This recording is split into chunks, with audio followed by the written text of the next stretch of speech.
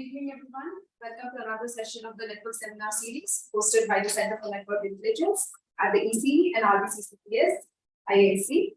Today's talk is by Professor Mahima Agumbe Suresh, and she will be speaking on SaFeR, a safety framework for e-scooter riders.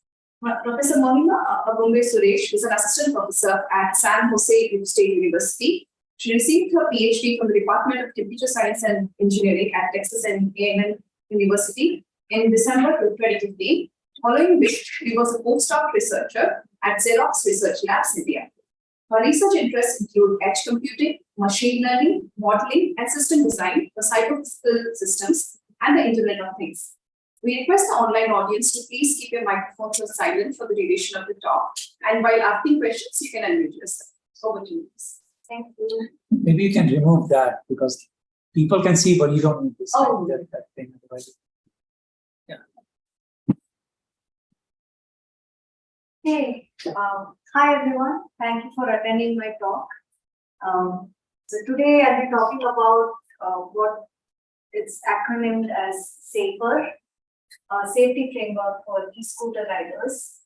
The project, just to give you a background, it started off when I was crossing the street to my university and e-scooter just zipped by me. I was almost about to fall.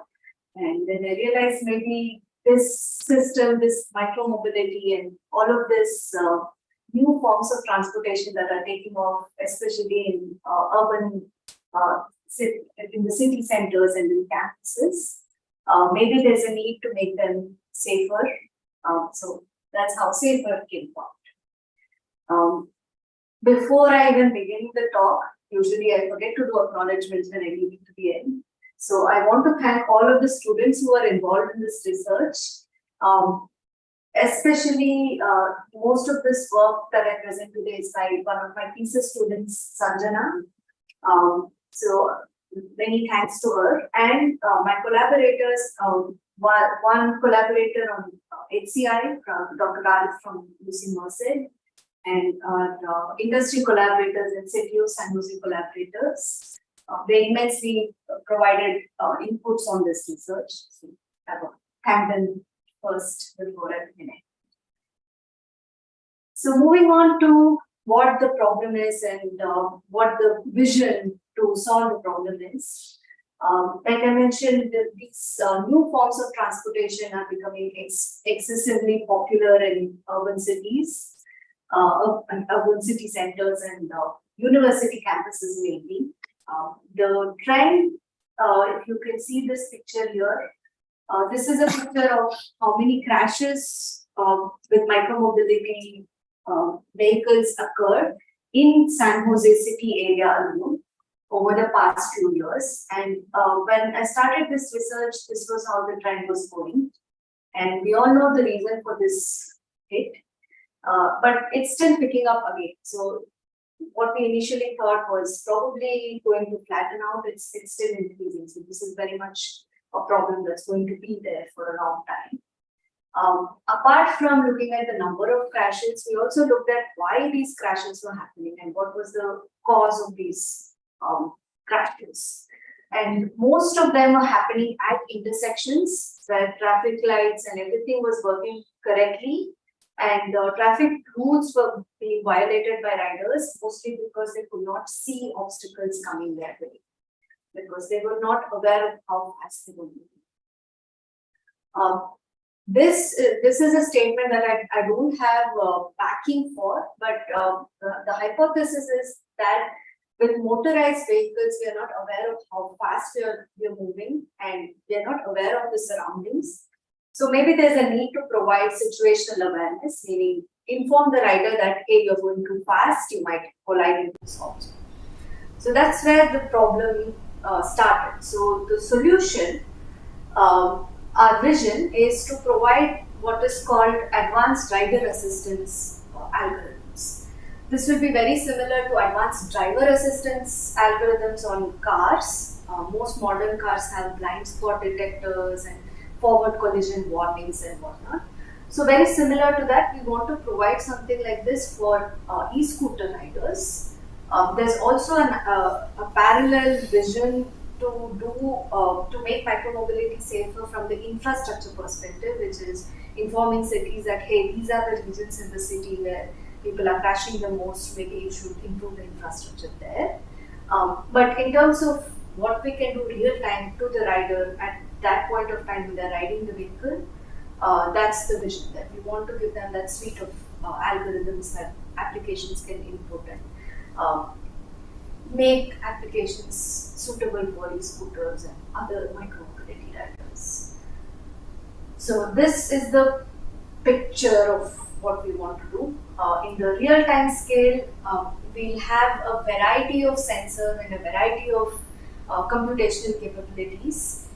If we want this to get adopted, we want to be able to assume as little resources as possible in the devices that use our algorithms. So if we have only a camera, what can we do? If you have only a accelerometer and gyroscope, what can we do? That's the kind of algorithms, that suite of algorithms that we want to develop. Apart from that, the computational thread is if you have only an on-board device and you cannot offload any computation, what can you do with that? If you can offload computation to edge servers, what can we do? And so on and so forth. So that permutation and combination of sensing and computation, that's the suite of algorithms that we want to provide. That's our vision. I'll skip the city surveillance part because it's not relevant to the contents of this talk. But if you are interested, I can answer questions about it later. After having that vision, we thought, okay, let's start building a prototype. We want to build something that can provide riders with immediate feedback on how they're doing. So we thought of building something very similar to forward collision warning systems that are used in cars. Traditionally, those systems were very simple but prone to a lot of lower accuracy. But it's still something that we can incorporate in a simple device. And we started building something like that. And while we were writing the algorithm for that, we realized that in order to provide a good estimate of whether a rider is safe or not, it's critical to know the depth of objects in the frame. You can approximate some of those things. Like for example, if you know that a car is X meters wide in the real world and you see its image in the frame, you can figure out that if it is occupying these many pixels, it must be this far away from the camera. Those are things that we can figure out. But if you're not restricted to obstacles that are cars, which is typically the case for forward collision warning systems in cars, you only have cars or vehicles that you're going to collide into, that becomes a little bit difficult. We cannot make those approximations anymore. So we need to have other systems that can perceive depth. Mainly what depth is that if you have a 2D image of a scene, depth is giving us the third dimension. How far away is each pixel from the... So I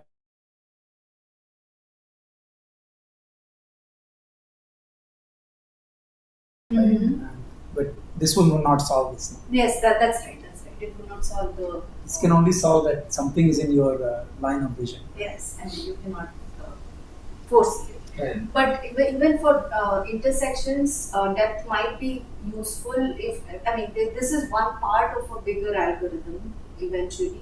So depth might still be useful in that context. No, I mean in general depth is, but I'm saying the bigger problem is still remains, because I feel that what will help is that if somehow maybe there's a cloud system or I don't know, some camera which alerts, which can alert my health that car incoming on your intersection slow down, right? Because you're gonna turn left, or India you're gonna turn left. And something is coming in speed, right? That's what you would like. Right. Yeah, parking lots have those systems where they flash a light when cars are coming in. They have infrastructure. Right, but I'm saying that because you're wearing helmet, it'll be good to just sort of use that. Hear that, right? That it's happening. That's right. And you use camera, why? Because it's not emitting anything. Because you can use also technology, right, for that, like LiDAR. LiDAR, yes. But That's a good question. But if you're renting a e-scooter for $1, you're not going to be wearing a $200 helmet. Who knows these things? No, but I suspect also if you start multiple people with LiDARs, behaving well LiDARs because it's mating, or you can have also some, it's not working so well. So, yeah, theoretically you could solve the problem using LiDARs. Even if everyone is wearing, there will be no interference between LiDARs. That I'm not sure of. Because what is nice with camera, because the depth problem is a tough one. What I know is actually it's actually tough with camera to estimate depth. However, at least you don't have any problem of interference, right? Right. That's true. Okay. So the bigger problem is still not entirely solved, but this brought us into a huge rabbit hole that we're still exploring. So we want to get depth information, and we can get depth information. Okay, I meant to just go to this one. We can get it using active sensors like using LiDARs and radars and stuff. And we can also use passive sensors like cameras. And the good thing about cameras is that they are comparatively inexpensive. I can have somebody develop a mobile app that uses our algorithm, and it should work because it's you just have cameras, and power efficient because you don't need a whole lot of power to run these sensors. There are other cons like poor lighting conditions, and depth itself is very hard to get with passive sensors. And that's what this whole problem was about. How are we going to estimate depth using cheap off-the-shelf devices? So why aren't we discussing about infrared sensors? Doesn't matter, right? Even if it is dark, we can know, right? And it is also cheap. Right. But if infrared sensors would be able to detect humans, right? Human obstacles, but with temperature difference, it can calculate, right? If there is a pole or something like that, would it still be able to? I'm not sure of that. I'm not sure if it can. But it's a good point that we could use other sensors. I see two problems with that. One is that if it's not a live obstacle, maybe it cannot detect that. And the second problem is that not all off-the-shelf devices like phones or things, they have those infrared sensors. So that's another disadvantage. But it's a great point, and maybe I'll include that in the other approaches. Even with passive sensors like cameras, we can have different methods of figuring out depth. One is there's a method where you have a specific camera called a stereo camera. It basically takes two images of a scene, very similar to how we perceive depth. If you put your finger very close to your eye and you close one eye and the other one, you can see physically that there's a difference between where the image falls on one eye versus the other. That's the same concept that stereo cameras use. They're calibrated. There's a particular way in which the cameras are placed, and they take two images of the same object, and you can figure out that this is the depth of that pixel. But again, this is not present on all mobile phones and off-the-shelf stuff. So we chose to use a monocular method, which is you have only one camera. With one camera and one image, we cannot perceive depth. But if you have one camera that's moving, there you have a solution that you can still perceive depth. Because as the camera moves, the scene changes and we can perceive the depth of the objects. With monocular cameras, there are two methods. One is a fully supervised method. It's basically you have streams of images of streets and whatever scenes we want to learn about, put it through a machine learning model, a deep learning model specifically, and it can basically you train and you test, you validate and whatnot. It's going to give you great results, but then you need a lot of ground truth information, which means you have to collect this data with the LiDARs and other devices that can give you the ground truth information, and the availability of such data sets is quite low. So there was another branch that looked at what is called self-supervised learning. Basically, you don't need ground truth, but these models are slightly less accurate, obviously, as compared to the fully supervised methods, and their implementation is actually the models are much more complex than the fully supervised models. So what is the idea here in this self-supervised learning? It's a really cool idea. I have a slide about that. If you see if I can. Oh, it's fine, you can reach Okay, from yeah. No, yes. Now it was just filler slides. Okay, so this is the idea. So you have one image, and you have a network called a depth network, which is the deep learning network, and you have another network called the pose network. The depth network is trying to learn the depth of every pixel, and the pose network is trying to learn how the camera moves. Now in this system, we are assuming that the camera is moving, but the objects are static. And between frames, we can still assume that this holds true, because if we have a sufficiently large enough frame rate, between two frames, the object, even if it is moving in the real world, because of how slow it is moving, it's going to be pretty much static as compared to the camera. So this depth network is going to predict sound depth, and this is how all neural networks or all deep learning networks are trained. You have some initial bad estimate of your network. It predicts something, and then you have to tell it that, hey, you're doing this wrong, and you're doing this wrong in this way. So we need a loss function that tells us why it is not doing what it is supposed to do. And the idea is really cool. So if your depth information was correct, and you have a particular image, and your pose network is saying that the camera is moving this way, you can say that this pixel, if I'm moving this fast, is going to be at this position if my depth information is accurate. It's basically linear algebra, just moving around objects from one perspective to another. And that gives us a loss function that says this is my self-similarity loss. If my depth prediction was correct, this is how my next image should have looked like. But it actually looks like so it's this. some kind of like an EM type of algorithm. Assuming Yes, that is exactly. correct, I'm gonna get this, and based on this, I'm gonna update that, right? Yes, exactly. Yeah, But it's they both can be horribly wrong, right? I mean, then you're getting feeding negative. Actually, yeah, is it converging well, or it's not stabilizing this type of algorithm? It does stabilize pretty well. Mostly the advantage is that we have video streams. Even if you have a 10-minute long video stream, and we are taking images at say 30 frames per second, we have a huge set.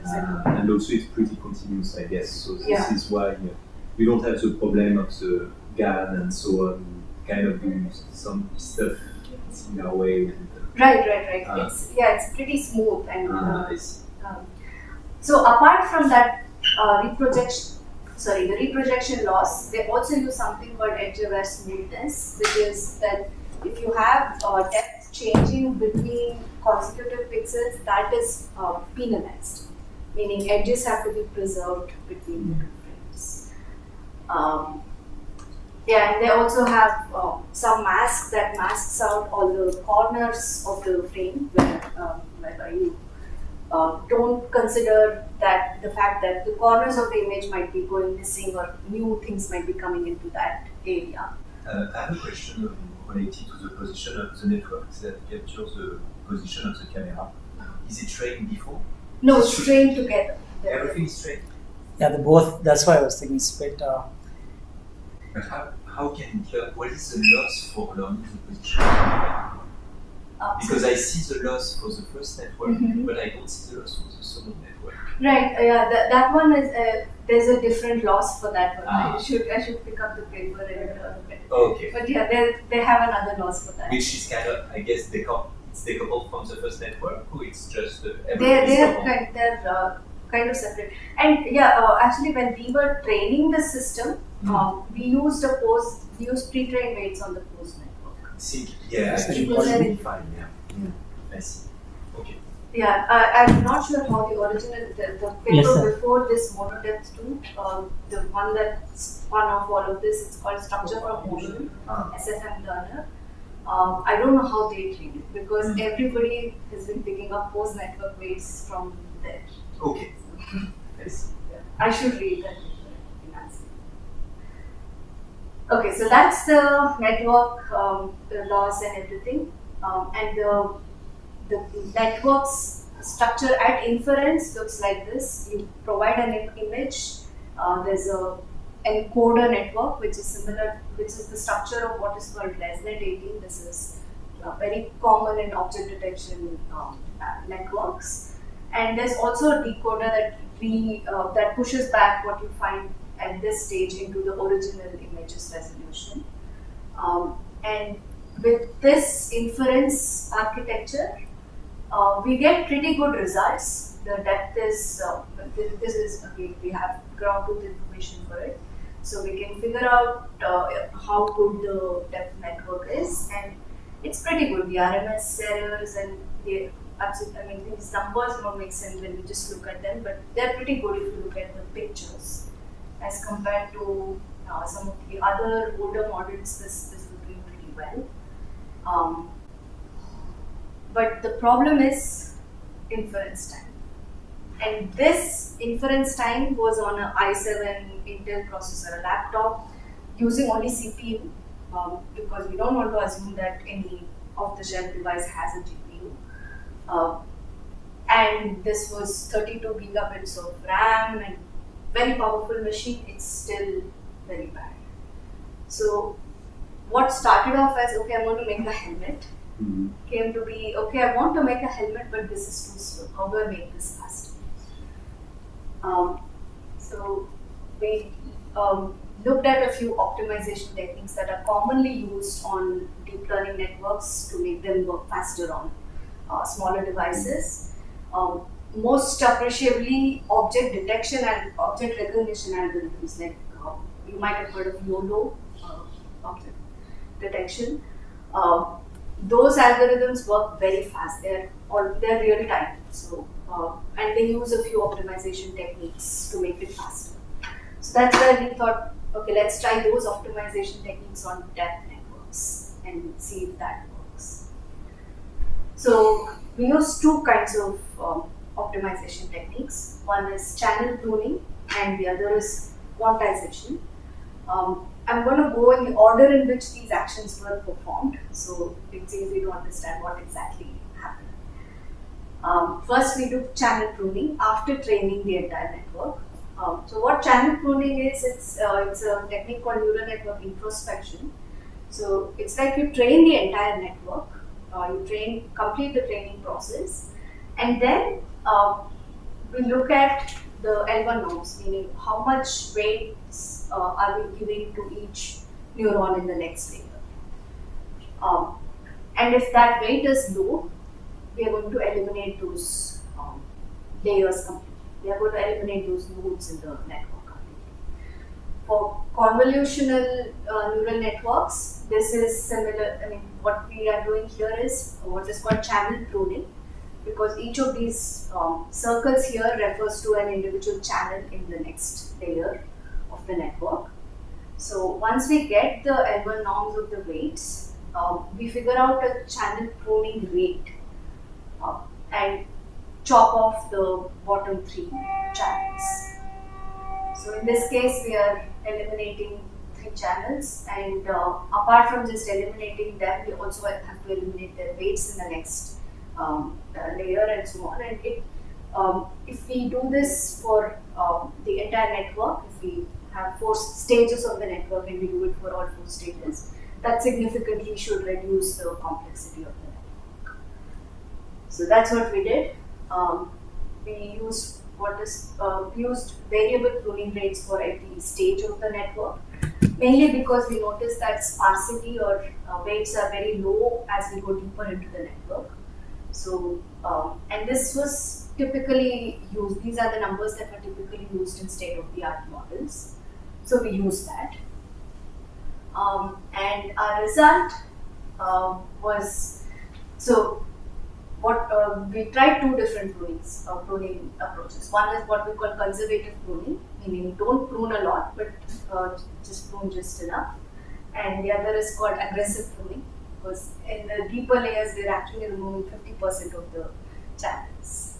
Another thing to note here is after we do pruning, we do fine tuning on the network, not exactly retraining it, but fine tuning it, so that if there's any performance loss there, we regain it. And what we saw is that inference time improves to 82 milliseconds for every frame. But performance was hit a little bit, about 1.1%.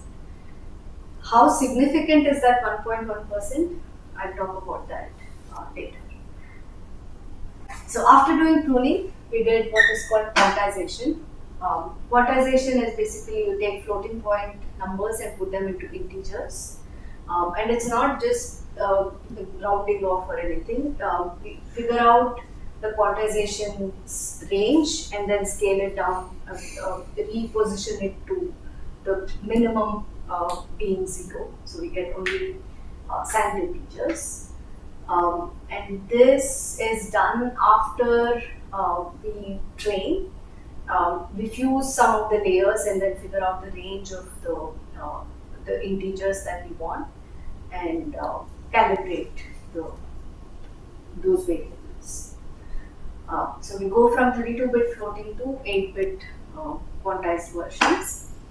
There are other more aggressive quantization techniques, that is, they even go down to 1-bit quantization, 4 bits and 2 bits and 1 bit. But even in the state of the art, we don't notice a whole lot of performance improvement between 8 bits and the lower order bits. So we picked 8-bit quantization, and we just wanted to see what happens with 8 bits. And the result after pruning and then quantization, we have some hope over here. We are coming closer and closer to 62 milliseconds for 50. And this is with aggressive pruning, and the performance loss is still down only by 1%. So this gives us some hope that this is. What is that 4.3% which is down? This is the absolute relative error. Okay. Yeah.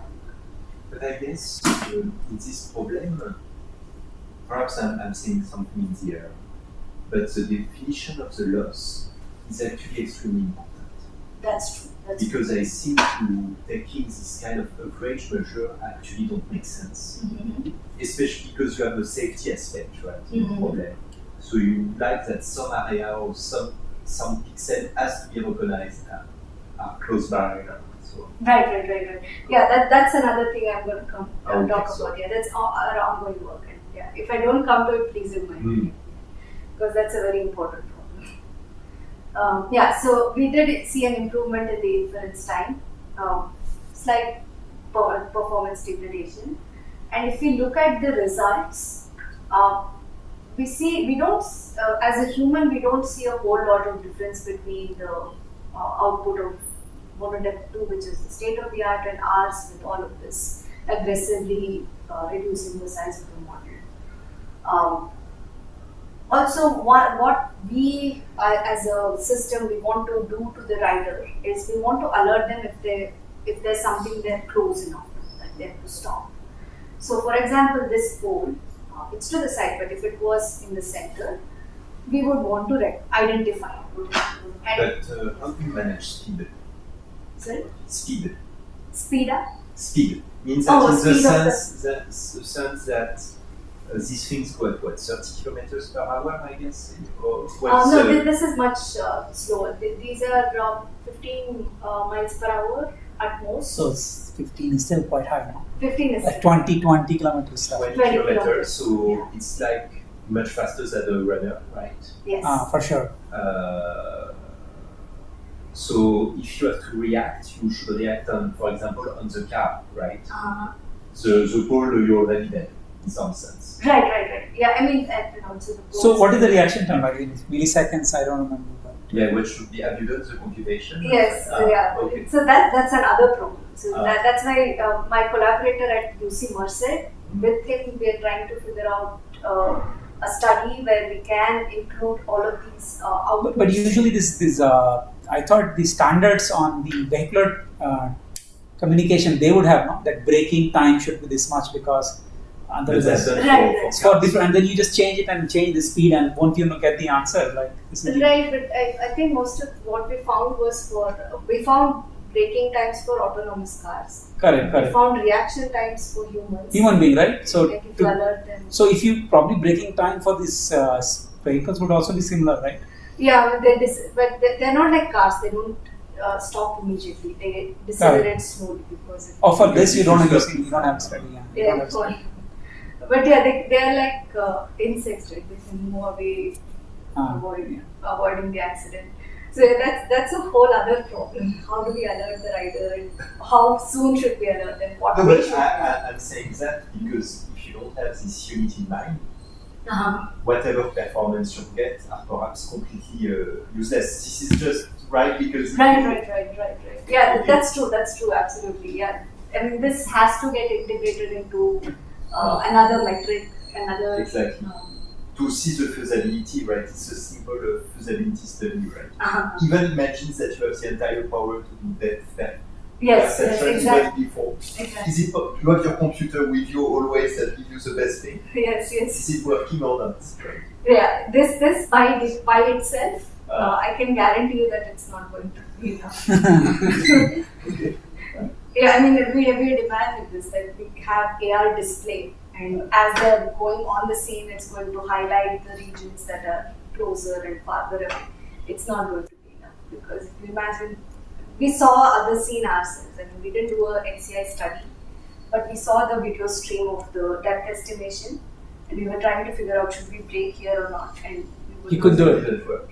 We couldn't do it. Perhaps you could collaborate with these people in RP, right? VR, because they're really good. Because I have some colleagues actually that work a lot on perception and perception of depth and so on, and they do a series of experiments actually in the virtual environment, you know, and it could be. So one of the big questions I think in virtual environment is how much it's close to real environment, right? Right. Right. And it could be a set of experiments, and then people can die, and you don't care. yes. They just get traumatized at the end of the day, but it's fine. That's true. Yeah. That's You know, like, but I think maybe what you're trying to answer depth is not the right question. The right question is, are you safe, right?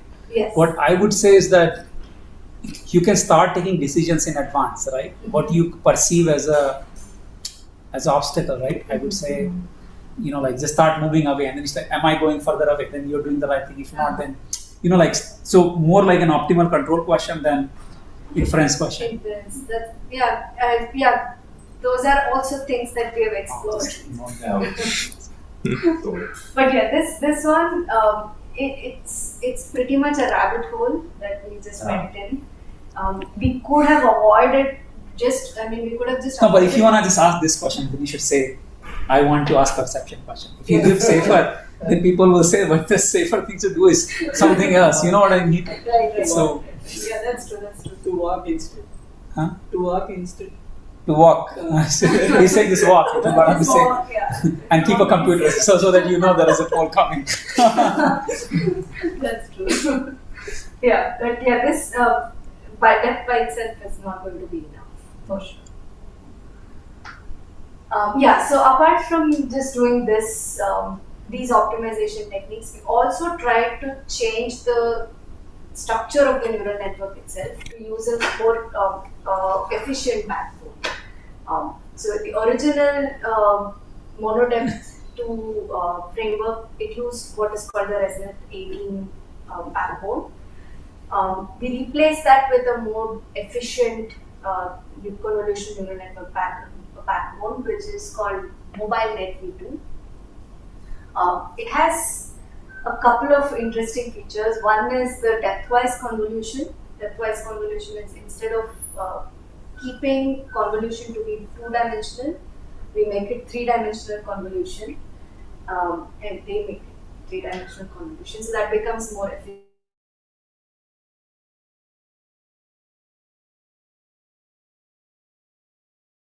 inverse residual bottleneck, which reduces the number of parameters. It's basically you have one by one convolution. It's just you have the same size of the input and the output are going to be the same size. So it's going to be a wide convolution, but it's going to be computationally inexpensive because they have fewer parameters as compared to 3D. So with these two ideas, they I think I can say about this. They're lightweight and more memory efficient and whatnot. It's shown better results on object detection. So we just replaced Resnet 18 with MobileNet V2 just to see how good it does. And by itself, it reduced the inference time by a lot. So we also tried doing similar techniques on other CNNs, and it showed very similar results. Like replacing Resnet 18 with MobileNet V2 gave pretty good results. So with aggressive pruning and quantization on MobileNet V2, now we are at a pretty good inference time of 44 milliseconds. As compared to 103 milliseconds, we were able to reduce it by over 15%, which to us was a very good success story. And as such, the results did not look very terrible. The pole is still there, but we only detect like half of it, detected only half of it, which then got us to questioning exactly what we were just discussing. How are we going to use this depth information to alert the writers? Let's go back to what we were discussing. How are we going to alert the writers of this? And is looking at pixel level depth information really meaningful? So we just did a very quick study of what if we, instead of using pixel level accuracy measure, what if we use, let me see over the animation. This was, yeah. What if we use grid level performance measure? So if we predict the minimum depth in a grid, and that happens to be correct, we are okay with that. So for a rider, we only tell them that there could be an obstacle in this corner of the image or in this corner of the image. We are not looking at pixel level stuff. So with that error measure, our loss was this was like win-win. We are getting better inference time, and we are also getting lower errors as compared to the. But you have trained with this loss. Sorry? You have trained. We are not trained with this loss. You just compared. We have just compared the results. So yeah, that's the next step. We want to train with something like this as well. We want to train it with coarser grain measures. We want to train it with object level measures. Like, is this object depth getting? But this gain might be coming from just because that you're asking simpler question now. Yes, right? that's true. Because your question is that is there a obstacle in 10 grades, right? So Yes. probability of falling any of this will be good enough. So that's why you implement. That's true, but I mean, the argument is even in the original thing, we are asking the simpler question. We are not saying that I'm asking the hard question. Okay.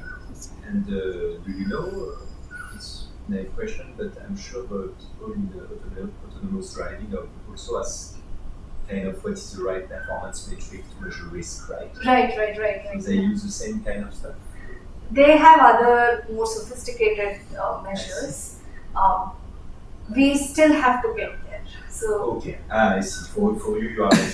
yeah, we are We are still not there. taking the first step. So are you not competing with wrong people? Like they have unlimited resources. Yes, exactly. This entire company, Alphabet, which is bet money on this. Yeah, they can have space in the chassis. I mean, they'll just say like, "But I've solved this problem." It's Yeah, so they're not competing with them. No, but I think the main constraint here is the low cost part. Means that you have to imagine that you really don't have, you have a low CPU and how to use sophisticated learning technique to solve this problem. It's kind of the hope. Yeah. But which is hard. It's not to be hard, right?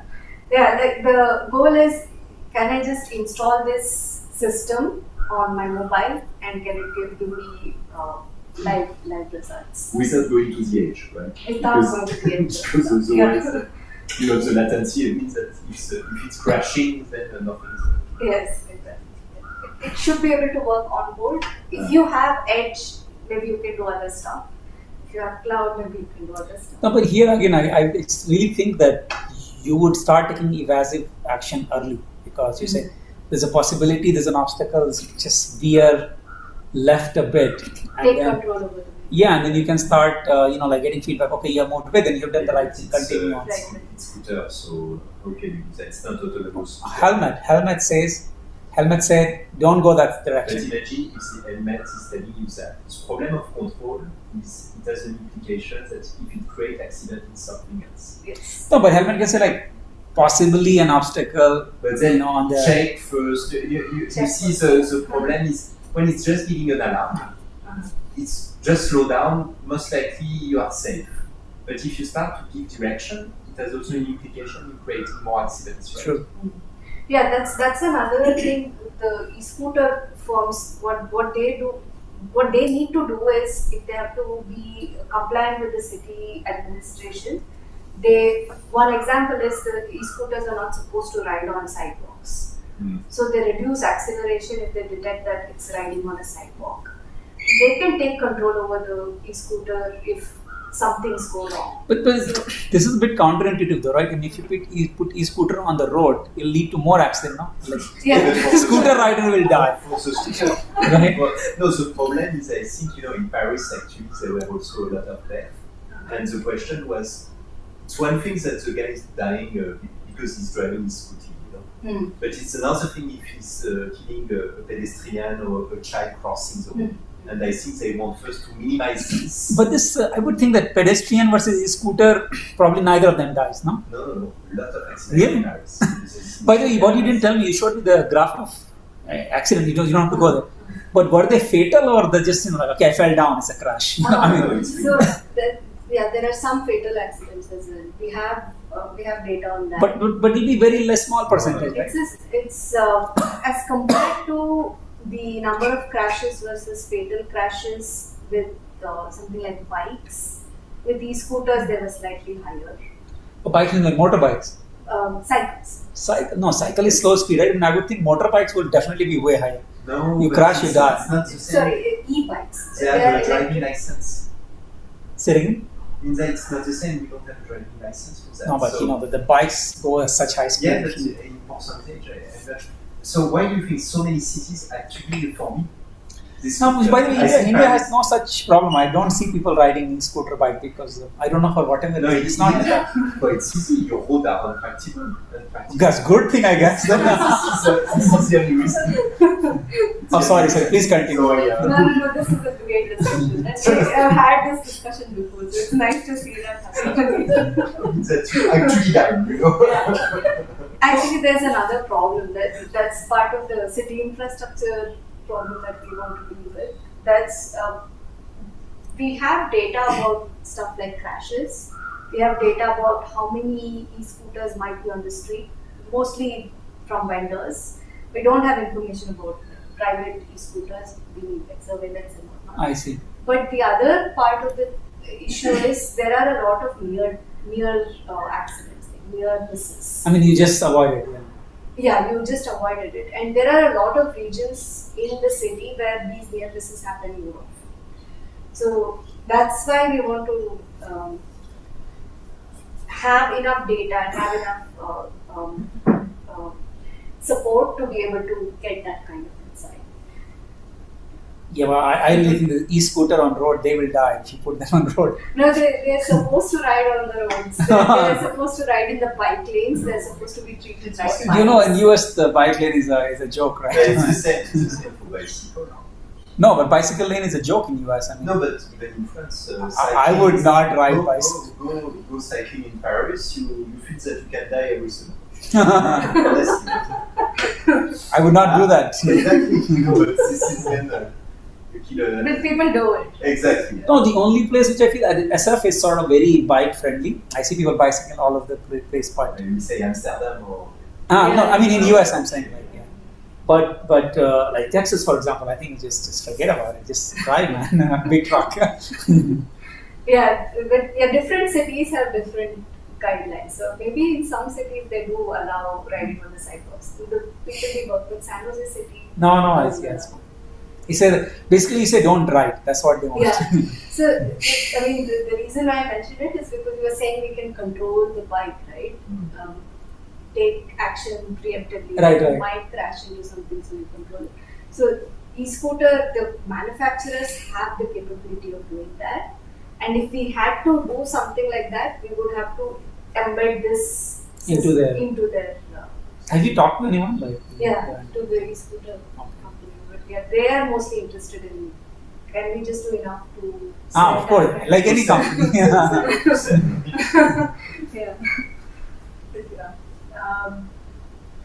Okay, so this is just a summary of what we found. And other ways to look at the problem, I think we already discussed some of this, but recently I had one result where we just looked at a very simple optical flow kind of algorithm, and even simpler, we were trying to just look at corner detection, computer vision's algorithms to detect corners, and how those corners change between images, just to see if we can trigger off some of these more computationally expensive algorithms. With just optical flow, we are able to get a little bit of information about the speed of the vehicles in front of us. Again, this is taking off a little bit of information from the forward collision warning system that assumes object sizes. So if we do object detection and we figure out it's a car, we assume it's this 2.5 meters wide, so we make an assumption that we might collide into it at this point of time. This system works pretty well. There's a collision data set, car crash data set, where every image is marked that this is where collision is happening, this is the frame at which collision happens. And on that data set. So you would think that if a car brakes, that's when you're going to run into it, right? Because Yes. I mean, that's the most normal, because even cars crash with each other, right? Right. And this e-scooter guy has no clue what's coming, you know. Right. Yeah, I mean, how we're going to avoid it, we don't know yet. We Right, can at okay. least alert the rider that this is happening. I mean, I feel actually avoiding will be even worse because, worst case you run into the car. If you try to avoid, you swerve, you probably get killed more, right? Not even, maybe you go to the other lane, like in the thing, like, and then ongoing traffic kills you, right? So, I mean, I don't know. Yeah, so if they're riding in the middle of the street, there's very little they can do. I think only brake, that's the only option I would see to be like, see problem, then at least slow down reasonable or just Right. brake, right? Or something like airbag systems for these. Oh, that's not gonna happen. I think just they might as well get a parachute. $1 won't be sufficient. Yeah, $1 was sufficient. No, he's saying make them fly, parachute. Get them to fly. And we also tried implementations on Raspberry Pis. This is one system where we included other sensors like accelerometers and gyroscopes. There's also GPS on this, but the GPS was very inaccurate. So we were trying, because that was an off-the-shelf GPS, it's not a GPS on any car or anything. So that system, we are developing an algorithm that can use both inertial navigation with accelerometer and gyroscope with GPS to detect if they are approaching intersections, because that's that was the place where we noticed most problems. With that system, the goal is if you are approaching an intersection and you're going at a certain speed, we alert them that you're going too fast. Check to make sure it's green, something like that. And this one was just with the camera. We tried the corner detection algorithm. That one, it's not giving us very good results as of now on live video streams, but if you have a neat recorded video stream, it's able to do pretty well. So that's another problem that we are trying to solve, the chopping video quality. So that's, I tried to keep it to the depth estimation parts alone. But yeah, if you have any questions on anything else. So, I mean, one thing I think because of this whole push towards autonomous cars, and I mean, there was this whole entire, this, I forget what was this standard, where there are roadside units and, cars should have their own remote units. I mean, are there smart traffic lights in US? Like, they're emitting signal, for example. Are they? I mean, I don't know. I don't know either. I mean, I would think by now they would instrument it some places so you can get some feedback, right? Yeah, at least in San Jose we don't have.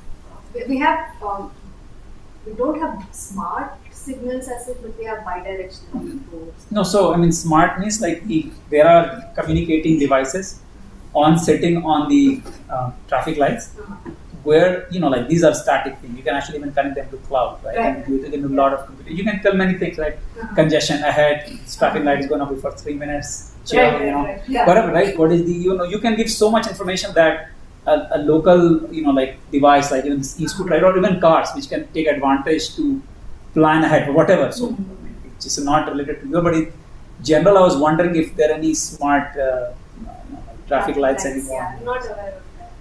But yeah, it's not difficult to implement. I mean, it's expensive, but at least they can do in some neighborhood, right, to test it out and see how it goes. I mean, light is also not cheap, right? If you are going to add like $1 more to add an extra chip, why not, right? Right. So, I would like to know. Okay. I would like to know, you do this data perception, and I guess for the other questions that you have, you do also some kind of machine learning algorithm. But now there is more and more this really large network that are trained on important tasks. For example, now there is this network called segment anything. I don't know if you have seen it, and basically the only thing that if someone wants to tackle segmentation image, it should just work with this network, learn from it, or basically the kind of the problem is solved. Right? So what are you think the main challenge that means that because for me I see engineering challenge, but more for a kind of research questions that emerge, except that of course it's really hard to make work. This I understand that it's just complex, but what are the kind of the big research challenge that we are trying to explore there? Perhaps metric is actually a good challenge. Yes. So one is the loss function. We have pixel level loss at this point, and if we want to incorporate object level or course level, we don't know how that's going to affect things. The other is most of the edge offloading and cloud offloading approaches. They have systems where you have a large input and small output.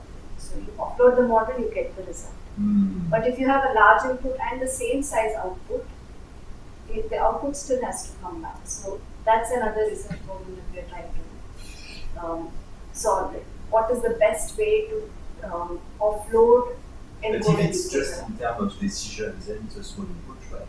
If it's a decision, yes, it's a because of course if you give the high resolution image first, then right. If it's just yes, no, that's and is it good to go to the edge for this kind of application? So in the sense, is it so good to for some reason I'm kind of uncomfortable thinking that there is a camera that records what I'm doing. Going to the edge. That's another problem. This is what I liked about everything contained in one thing is at least, and it's not also, I'm not sure it's even good, but it's stupid what I'm saying, but for your brain to always have a helmet connected. Yes, that's another thing that the transport research folks told us, that the e-scooter riders are not going to wear a helmet. So when you design the system, the camera has to be on the e-scooter. I didn't want to tell you that, right? But I was like, so the helmet doesn't work. No, maybe then the scooter also make automatic decision to slow down. that you cannot speed it I know up. you want to control the scooter. I do. No, or you die. Then people know such that they don't use it, I think Right. it's just And removable. the way we envision it is if you have an e-scooter and you have a space to put your mobile, you just plonk it in there and then you can ride with it. Then it can give you, the way it gives us insights, we are exploring, either it gives you a visual feedback, like it blinks a light or something, or haptic feedback, if you're wearing a watch, it buzzes, or audio, it's still, we don't know if it's going to work in traffic. But still, like the modern e-scooters that we have here, they have Okay, speakers. thanks. Right. Thank you. You do, for example. Oh, so let's close this session. We'll take the questions. Yeah, sure. Thank you, Professor Mahima, for the talk. And if there are no more questions, we'll close the session. Thank you, everyone. And we have big arrangements for refreshments. Please, please join us in the coffee. All right, give a big hand because